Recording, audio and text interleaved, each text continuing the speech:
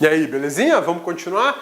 A gente falou das subsidiárias, das autarquias, das fundações, criação por lei específica, autorização da criação e por aí vai, né? Vamos continuar nosso assunto agora, partindo para um tema mais interessante da aula. Olha lá.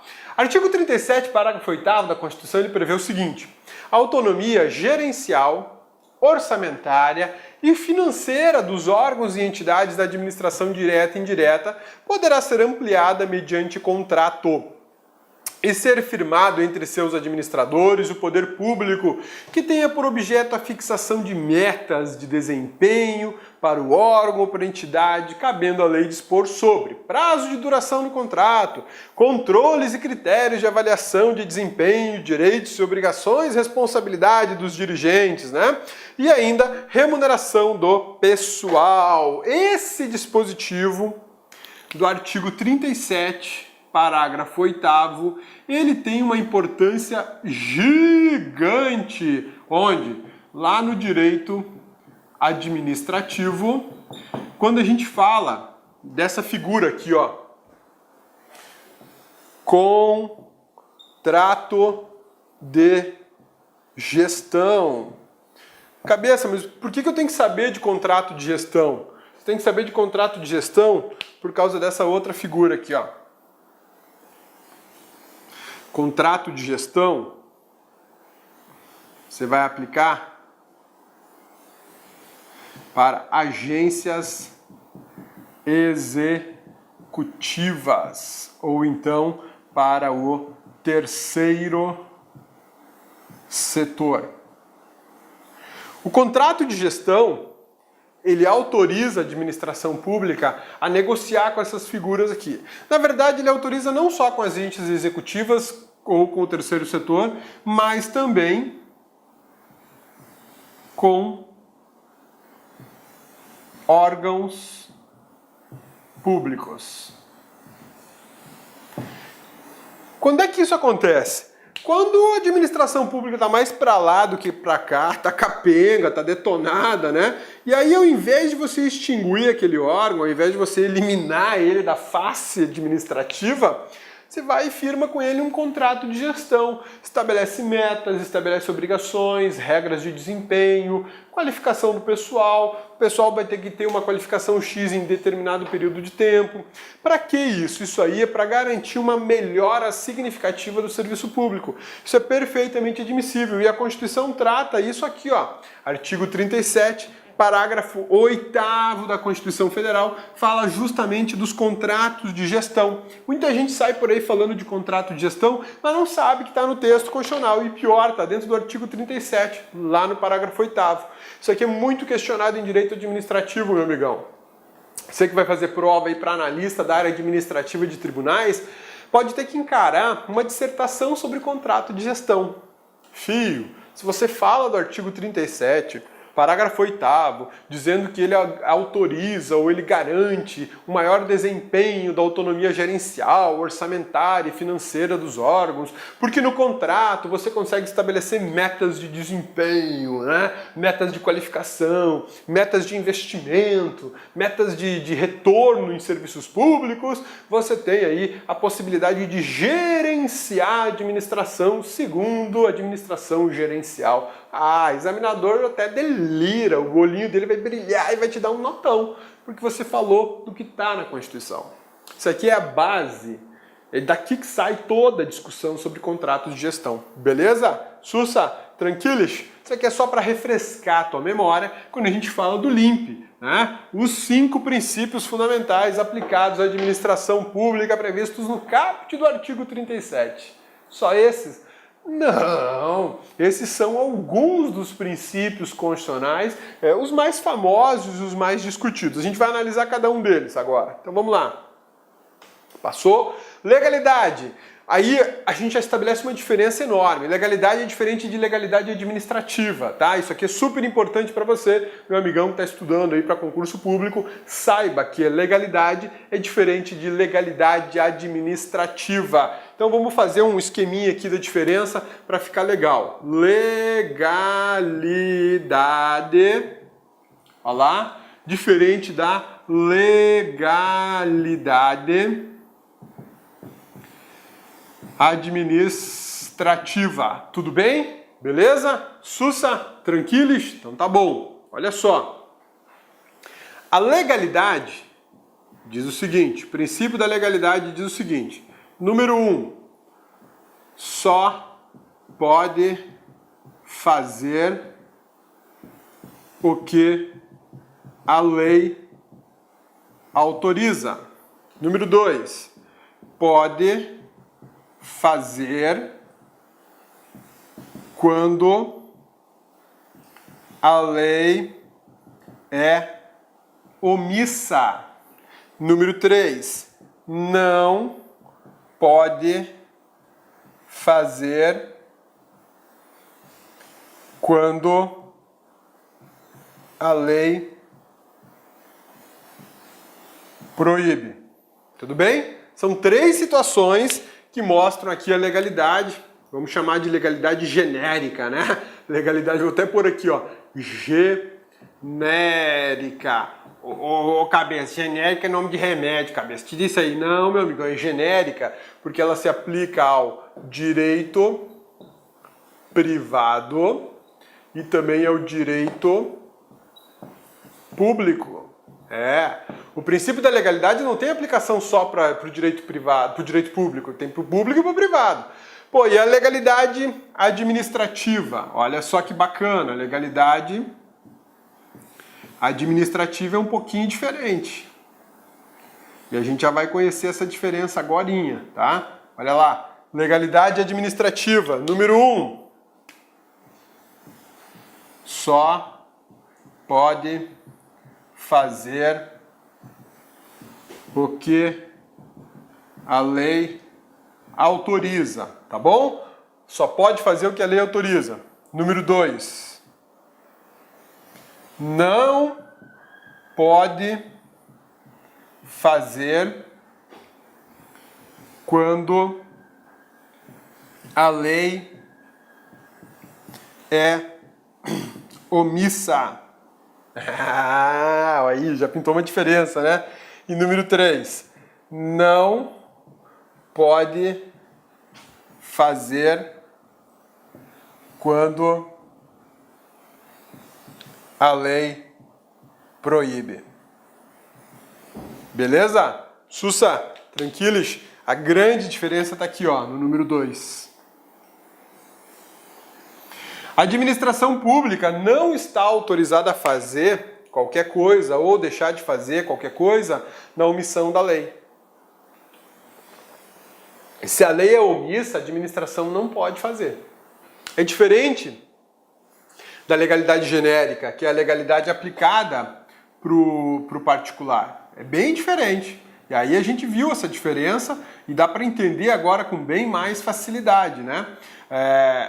Quando a gente fala em legalidade administrativa, isso aqui também é conhecido como legalidade estrita. Legalidade estrita. Elas são diferentes e o teu examinador sabe a diferença. Isso quer dizer que você vai dar um print nessa tela, o cabeça vai até sair, ó. Vou sair, pronto, beleza? Dá um print aí e guarda isso. Voltei, cabeçudo voltou. E guarda isso aí, porque na tua prova vai ser interessante você saber.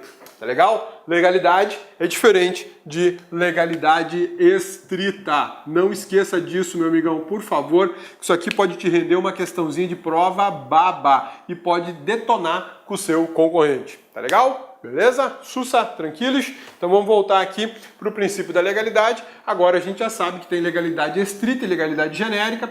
Na administração pública eu aplico a legalidade estrita. A legalidade genérica ela vale, lógico, para o poder público, mas também vale para o particular, né? Ela vale para os dois. Mas a de maior preponderância, de aplicação específica, especializada, é a legalidade administrativa. Então vamos lá. Autorização para fazer o que está na lei. O professor José Afonso da Silva, que é para mim um dos maiores constitucionalistas vivos desse país, ele diz o seguinte, que o princípio da legalidade está vinculado ao princípio da finalidade. Tá? Outros doutrinadores falam que o princípio da finalidade é vinculado à impessoalidade. Então eu quero que você saiba essas duas coisas. Que segundo o professor José Afonso da Silva, legalidade e finalidade são princípios correlacionados, um é consequência do outro, é como se fosse um yin-yang, né?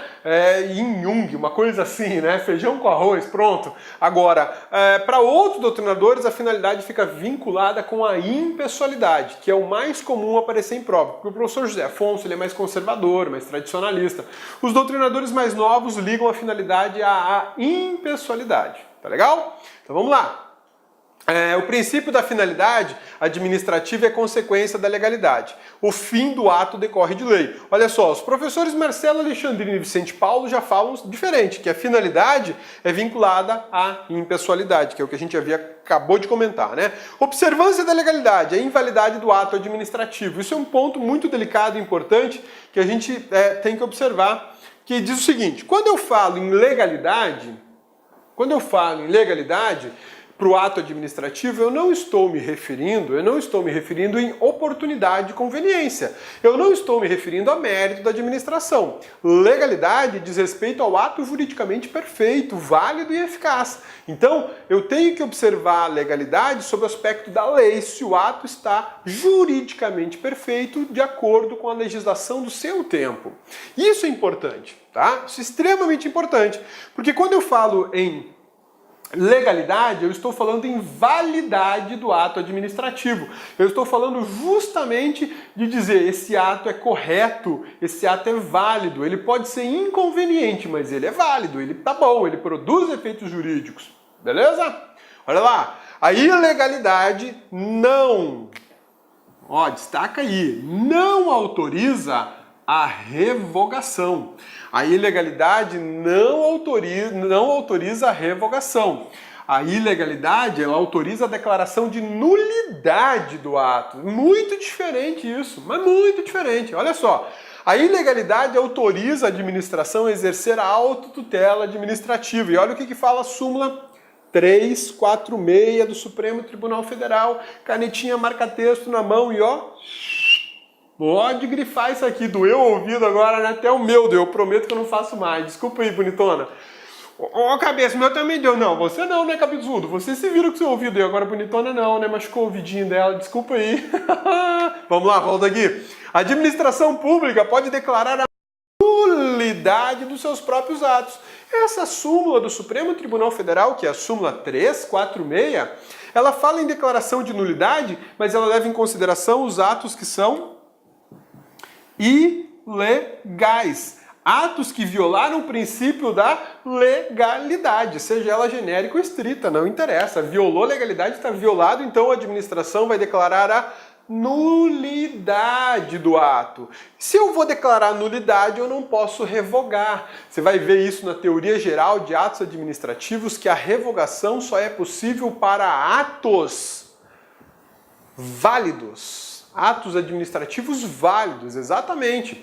E aí, por oportunidade e conveniência, eu posso revogar. O examinador adora colocar: a administração pode revogar seus atos ilegais. Certo ou errado? Errado, mas muito errado.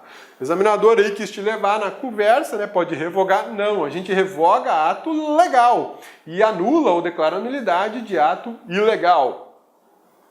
A administração pode anular seus próprios atos quando eivados de vícios que o tornem ilegais, porque deles não se originam direitos, ou revogá-los por motivo de conveniência e oportunidade, respeitados os direitos adquiridos e ressalvada em todos os casos a apreciação judicial. Essa é outra súmula mega, ultra, super importante do Supremo Tribunal Federal. Isso aqui é jurisprudência consolidada e sumulada. Súmula 473 do STF. Então, meu amigão, você que está fazendo concurso público e para a área de tribunais, se liga nessas duas súmulas, porque o examinador é louco, tarado, pirado por essas duas súmulas na prova de constitucional e de administrativo. E essas súmulas têm muito para ensinar, mas muito. Olha só que bacana.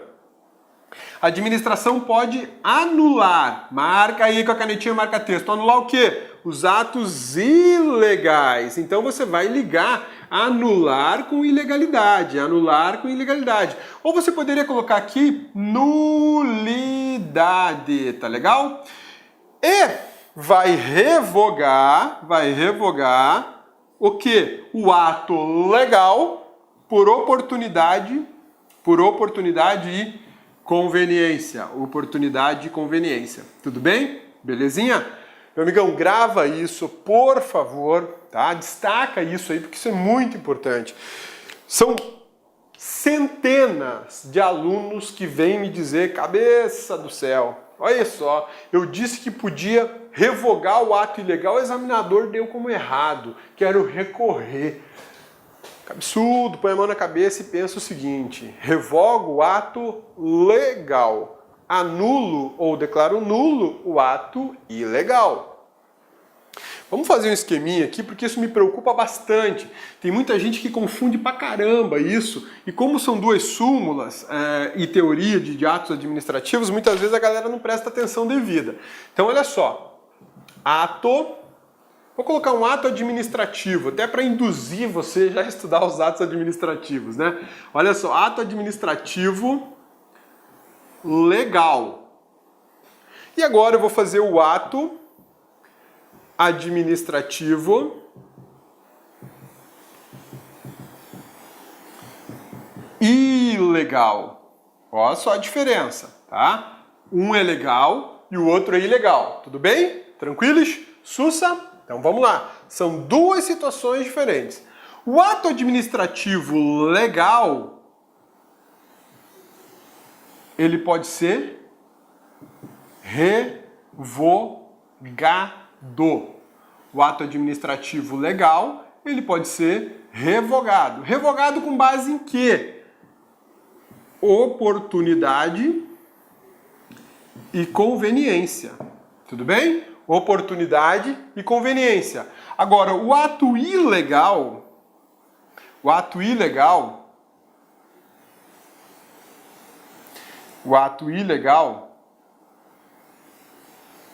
ele vai ser declarado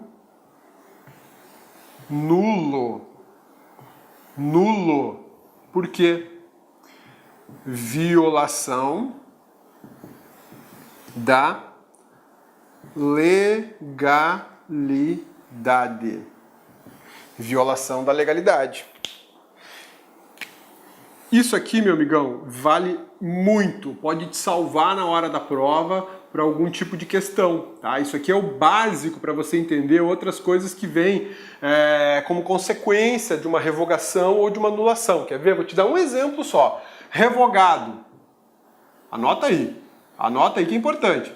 Respeita direito adquirido. O ato administrativo legal que foi revogado por oportunidade e conveniência, ele respeita o direito adquirido, tá? Agora, o ato nulo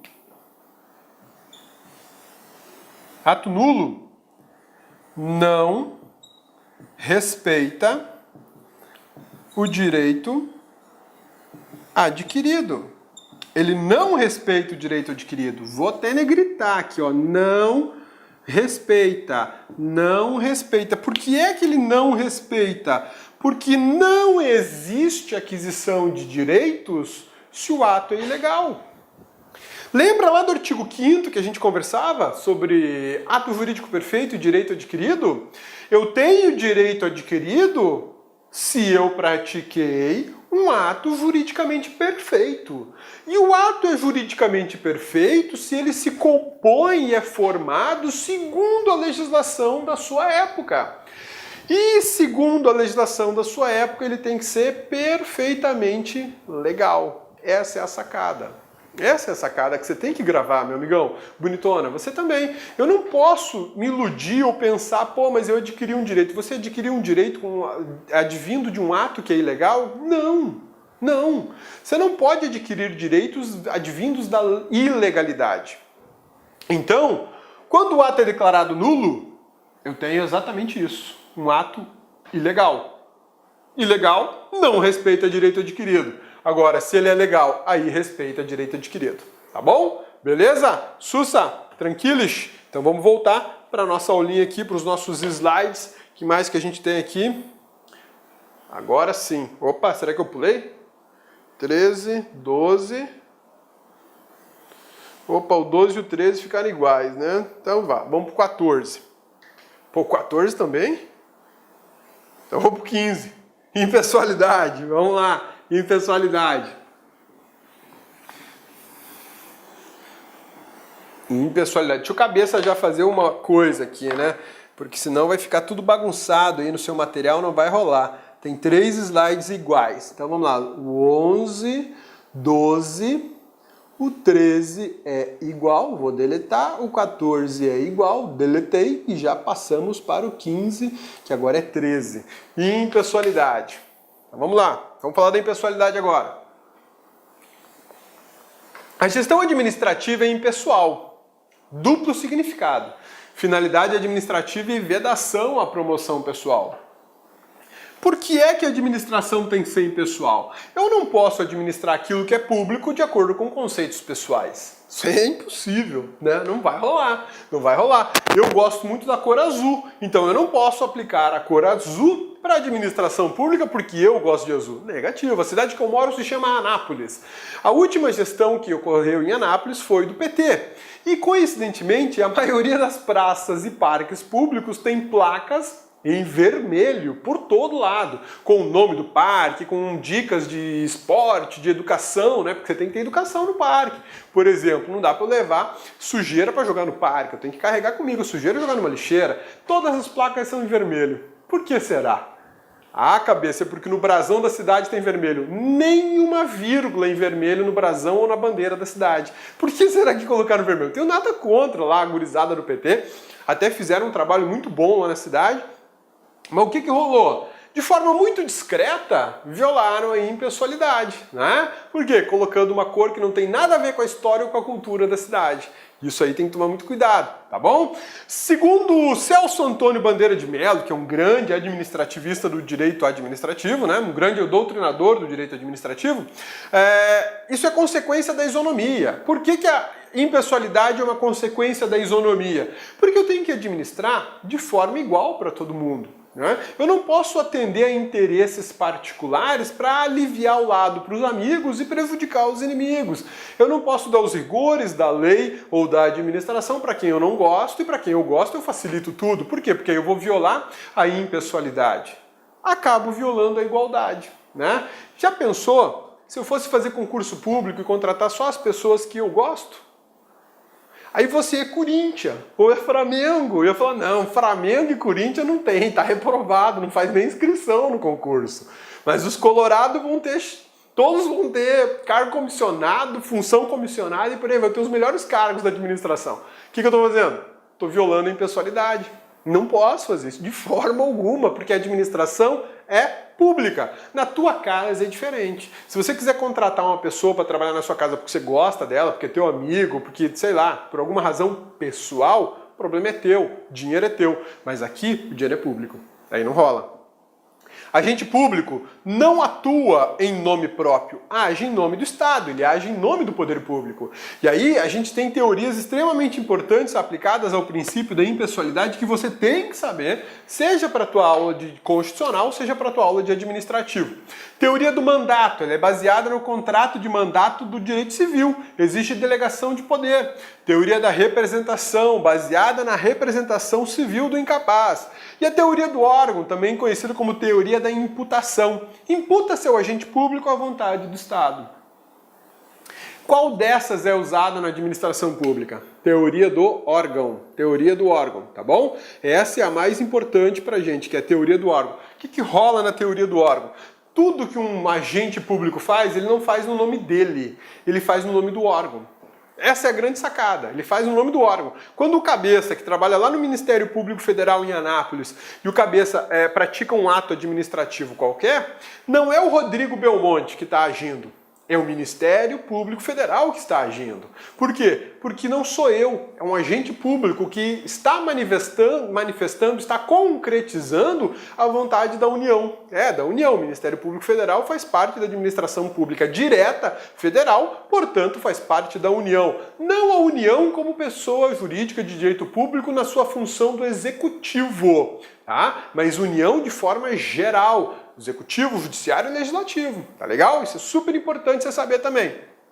Essa é adotada pela administração pública federal no Brasil. Nós não adotamos a teoria do mandato e não adotamos a teoria da representação. Inobservância da impessoalidade, que ela gera ilegalidade, invalidade do ato, porque eu não posso praticar atos de caráter pessoal. Vou nomear, por exemplo, minha esposa, vou nomear meu filho, vou nomear meu pai, ou meu pai não tem como, né? Meu pai já se foi para um lugar muito melhor do que esse. Vou nomear minha mãe, então, né? Pensou a mãe do cabeça, dois cabeçudos na administração pública, não vai rolar, porque eu não posso nomear. Por que eu não posso? Porque eu vou violar a impessoalidade. E vou violar uma súmula do Supremo Tribunal Federal, a súmula que proíbe o nepotismo. Súmula vinculante número 13. Isso aqui é a súmula vinculante número 13, tá, meu amigão? Olha só, é a súmula do nepotismo. É vedada a nomeação. É vedada a nomeação. Quem que está impedido de ser nomeado? Quem é que está impedido de ser nomeado? Cônjuge, companheiro, parentes em linha reta e colateral até terceiro grau. Cônjuge, companheiro, parente em linha reta e colateral até terceiro grau. Cônjuge, marido e mulher, companheiro. O marido e mulher que não casou, tá bom? Tá lá vivendo na união estável. Como fala aqui em Cuiabá, tá adjodiado. Eles adjodiaram, estão vivendo junto, tio mano, beleza? Parente, parentada, cunhado. Cunhado é parente, filho. Linha reta ou colateral, tá bom? Sogra é parente também, você toma cuidado aí, tá? E linha reta e colateral. Linha reta, filho, neto, ascendentes, né? Pai, mãe, vô, avó. Linha reta, irmão, desculpe, colateral, irmão. Irmão é parente colateral, não é em linha reta. Até terceiro grau. Então essa galera que não pode ser nomeada para cargo em comissão ou função de confiança quando quem está nomeando é a autoridade. Quem está nomeando é a autoridade que é cônjuge, a autoridade é companheiro, ou seja, cabeça é a autoridade. E vai nomear a esposa do cabeça. Beleza? Vai nomear a esposa do cabeça. Pode? Não.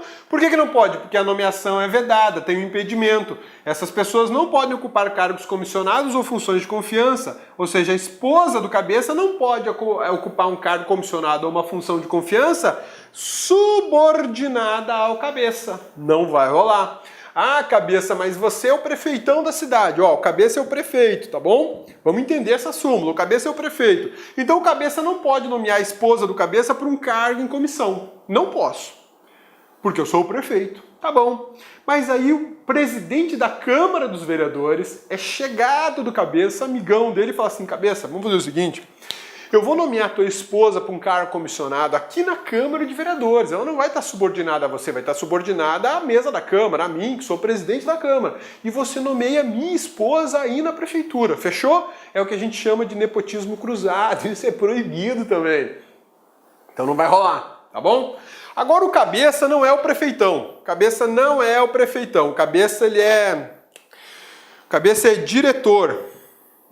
É diretor de um órgão qualquer lá, tá bom? O cabeça é diretor de um órgão, ele ocupa um cargo comissionado qualquer, e aí o cabeça chega e fala pro prefeitão assim, ô prefeito, seguinte, ó, te ajudei muito na campanha, então nomeia minha esposa aí para ela ser chefe do departamento lá, de outro departamento, tem nada a ver aqui com onde eu sou diretor, é outro departamento, sou diretor da fiscalização, nomeia minha esposa para ser, sei lá, chefe de licitação, beleza? Nomeia minha esposa para ser chefe de licitação, pode? Não, porque eu gero impedimento para ela ser nomeada para um cargo em comissão ou função comissionada. Isso é nepotismo. O que a súmula vinculante quer? Quer afastar cabides de emprego. Ela quer impedir que uma família tome conta de um município, de um estado, de um país inteiro. Por isso a gente tem aqui a súmula que proíbe essas nomeações para garantir a impessoalidade nas nomeações. Essa súmula cai comumente em prova. Aqui está o texto da súmula, tá legal? Isso aqui, assim, é isso aqui, assim. Você tem a opção de estudar por um ou por outro, tá bom? Princípio da moralidade, princípio vinculado à probidade. Probidade. E quando a gente falar em probidade, você pode lembrar da lei de improbidade administrativa. Lei da improbidade administrativa. Já faz o link, faz a ligação, né? E aqui a gente está falando da moral administrativa, que é diferente da moral geral, né? Da moralidade geral. Toma cuidado com isso, meu amigão. Porque quando a gente fala em moral administrativa, ela está muito vinculada a uma ideia de moralidade jurídica. Né? O teu conceito de moralidade é diferente do meu, que é diferente do conceito da sua esposa ou do seu marido. O conceito de moralidade ele é variável, isso é uma característica de sociedades muito complexas, né? O tecido social, ele não é regular, ele é todo ondulado. O que são essas ondulações? É uma variação de moralidade, uma variação da noção da moralidade, da noção da ética, da noção do que é correto ou do que é incorreto. A sociedade, principalmente a brasileira, tem disso.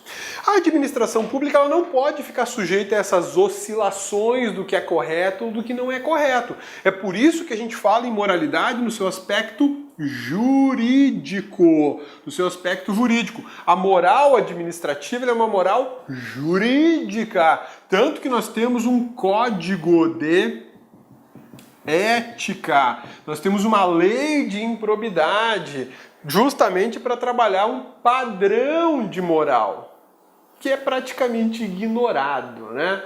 Vocês vejam que, assim, a moralidade ela é algo assustador, né? Eu sou ministro de Estado, sou um grande constitucionalista e sou cara subordinado ao presidente da República, que por acaso pode ou talvez venha a ser investigado na Operação Lava Jato. E aí eu nomeio esse ministro, um grande constitucionalista, para ser ministro do STF. E quem aprova esse cara é o Senado, por maioria absoluta, por pessoas que são investigadas na Operação Lava Jato. Pô, por mais constitucional, no seu sentido formal que isso seja, isso é imoral. Isso não é coisa de um país sério. Um país sério jamais autorizaria que o ministro, atual ministro, Alexandre de Moraes, assumisse o cargo de ministro do STF. Por quê? Porque ele tinha uma ligação muito próxima e estreita com o presidente da República, que pode ser investigado na Operação Lava Jato, e ele foi aprovado por sanção do Senado, por sabatina do Senado, por pessoas que são investigadas na Operação Lava Jato. Isso é uma monstruosidade. Isso é uma monstruosidade, né? Mas enfim, isso é imoral. Do meu ponto de vista, é imoral. Do ponto de vista da administração pública federal, administração superior, não, tá tudo certo.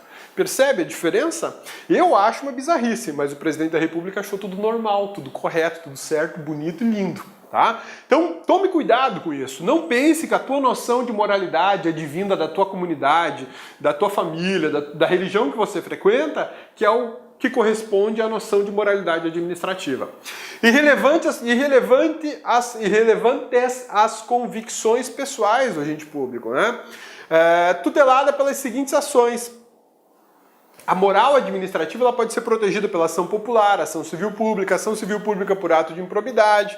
Sua inobservância gera a nulidade do ato administrativo. Perceba o quanto são importantes esses princípios. Seu controle não está sujeito à discricionariedade. Por quê? Porque ela está na órbita, está na esfera da juridicidade.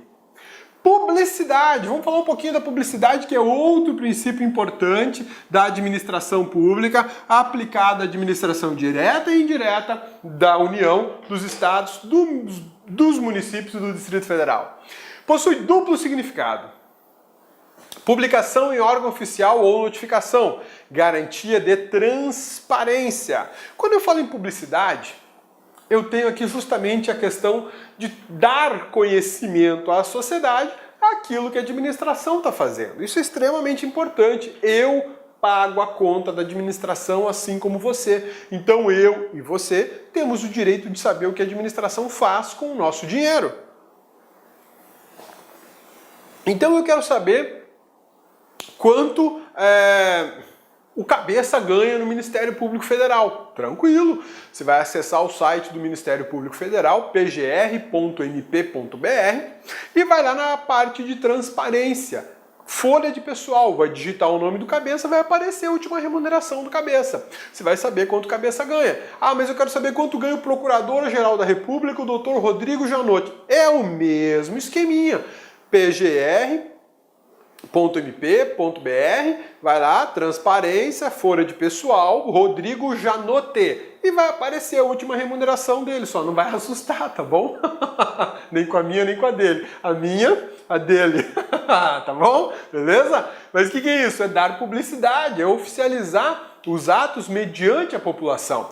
E a outra coisa é justamente a transparência, você dá acesso aos dados. Você torna os dados acessíveis àquele que paga a conta dessa festa. Nada mais justo.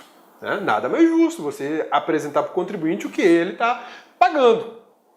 Motivação disso, os atos administrativos é uma consequência da transparência, isso é um princípio implícito, né? Regra é a publicidade dos atos administrativos, e eu tenho exceção para isso, temos os atos sigilosos e os atos que correm em segredo de justiça, são diferentes. Sigilosidade é uma coisa, segredo de justiça é outra. Em determinados processos, os juízes decretam o segredo de justiça em razão de uma circunstância peculiar do processo. Por exemplo, uma investigação de paternidade. Eu vou lá e decreto segredo de justiça. Por que eu decreto segredo de justiça numa investigação de paternidade? Porque eu não quero expor o nome das pessoas e muito menos da criança, do menor que está ali tentando descobrir quem é o pai. Ou uma investigação de maternidade, tentando descobrir quem é a mãe. E o sigilo? Quando eu estou aí com operações policiais que envolvem quebra de sigilo bancário, sigilo fiscal, sigilo telefônico, sigilo telemático, sigilo telegráfico e por aí vai. Então são processos sigilosos. Nessas circunstâncias eu não tenho a publicidade como a gente conhece. Pô, cabeça, então é só na justiça? Não. Não, eu vou fazer uma licitação para comprar canetinha vermelha, tá legal? E aí eu não quero que ninguém saiba por enquanto que eu vou comprar canetinha vermelha para evitar que o preço suba. Então eu faço uma pesquisa de mercado, ó, na surdina, quietinho, e descubro que essa canetinha custa 50 centavos. Aí, beleza, lancei o edital. Adivinha o que vai acontecer quando eu lanço o edital para comprar 10 mil canetas dessa? Vai acontecer o seguinte, ela vai passar a custar 5 reais. Verdade. Por quê? Quando ninguém queria comprar, custava 50 centavos. Aí a administração, com o seu poder de compra, vai comprar 10 mil dessas, pulou para 5 reais. Todo mundo aumentou o preço, porque todo mundo vai querer vender a um valor muito alto. Aí a administração falou, agorizada, é o seguinte, eu sei que o preço dela custa 50 centavos, então trata de abaixar ou eu desclassifico todo mundo. Né? São as armas que a administração tem. Aí eu tenho a sigilosidade, tá? É requisito de eficácia jurídica e da executoriedade do ato administrativo. Em razão disso, atos irregulares não se convalidam pela publicidade. E o último princípio mega, ultra importante é esse aqui, o princípio da eficiência. Já era previsto no decreto 200 de 67 o princípio da eficiência, né? E o princípio da eficiência diz o seguinte, a racionalidade no uso dos recursos públicos. Eu vou trabalhar de forma racional, eu não vou esbanjar, eu não vou jogar dinheiro fora, né? Eu não vou desperdiçar o que o contribuinte paga com tanto sacrifício, então eu tenho que usar de forma racional. Eu trabalho num órgão público chamado Ministério Público Federal e é extremamente comum as pessoas lá deixarem as portas abertas das salas que têm ar-condicionado. Isso é racional? Lógico que não é racional. Eu não estou racionalizando o uso da energia elétrica. O aparelho de ar-condicionado vai ter que funcionar muito mais tempo, consumir muito mais energia, tornar muito mais cara aquela estrutura, porque as pessoas não têm o cuidado de manter a porta do setor fechada. Porta do setor fechada com ar ligado, o ar trabalha menos, consome menos e mantém geladinha a sala. Porta do setor aberto, o ar trabalha mais, consome mais e não gela a sala. Percebe qual é a sacada? Ah, mas tá muito frio essa sala. Diminua a temperatura do ar, não deixa a porta aberta. Desliga o aparelho de ar-condicionado. Use de forma racional, né? Isso é eficiência. Por que é que eu vou usar uma máquina de escrever quando eu tenho um computador à disposição? Por que eu vou passar um fax se eu posso passar um e-mail? Por que eu vou imprimir documentos se eu posso digitalizar com assinatura eletrônica e mandar via internet? Isso tudo é racionalização, né? Por que é que eu vou fazer a malha de esgoto depois do viaduto estar pronto? Eu faço antes. Por quê? Porque senão eu tenho que quebrar toda aquela estrutura para refazer o esgoto ou para fazer o esgoto. Pense na tua casa, você vai construir uma casa, você constrói toda a casa linda, bonita. Pô, mas não tem tubulação de esgoto, né? Então vamos quebrar tudo agora e fazer a tubulação de esgoto. Lógico que não, você faz antes a tubulação de esgoto para depois passar toda essa estrutura da casa. Isso é racionalidade, visando o quê? Eficiência, economia, né? Contrário à administração pública burocrática. Muita gente pensa que burocracia é algo que atrapalha, mas não é. Burocracia, na verdade, ela tem um outro sinônimo que se chama organização, tá? Burocracia é diferente de burocracia. A burocracia é um problema sério e não tem nada a ver com a administração, tá legal? Aqui é contrário à burocracia. Deixa o cabeça arrumar aqui, você vai receber seu material arrumadinho. O princípio da eficiência é contrário à burocracia. Eu fiz de propósito isso, tá? Não foi sem querer. Agora tá bonito, olha lá. O princípio da eficiência é contrário à administração burocrática, tá? Burocrática. Porque a burocracia ela atrapalha, a burocracia não. Burocracia é a organização. Tá beleza? Sussa, tranquilos? Tem dupla finalidade, qualidade na atuação do agente público e racionalidade na organização administrativa. Não está sujeita à discricionariedade. Isso é um ponto muito importante. Como assim não está sujeita à discricionariedade? Eu, servidor público, eu não tenho opção de me qualificar ou não qualificar. Eu tenho que qualificar.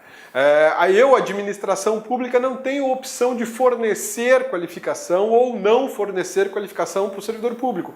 Eu sou obrigado a fornecer. Por quê? Porque isso não é opção, isso é uma regra. A administração tem que ser eficiente. O Brasil tem um custo muito caro da administração pública para ela ser ineficiente. Belezinha? Sussa, tranquilos? Meu amigão, você já sabe, né? Quer mais informação sobre direito administrativo ou sobre direito constitucional? Você vai acessar maisadministrativo.com.br ou maisconstitucional.com.br, que é o site do Cabeça. Você pode seguir o Cabeça onde? Periscope, Instagram, Periscope, Facebook. No Instagram, Rodrigo Abelmonte, Periscope, Rodrigo Abelmonte, sem E no final. E o Facebook, Rodrigo Abelmonte. Lá sempre tem dicas bem bacanas de concurso público, dicas de direito constitucional, de direito administrativos e artigos do Cabeça, que o Cabeça escreve e publica lá. Belezinha? Sussa, tranquilos? É isso aí, meu amigão. A gente já finalizou a parte introdutória da administração pública, disposições gerais. Na próxima aula a gente vai falar especificamente sobre servidores públicos. Forte abraço, fica com Deus, até a próxima aula. Clique like.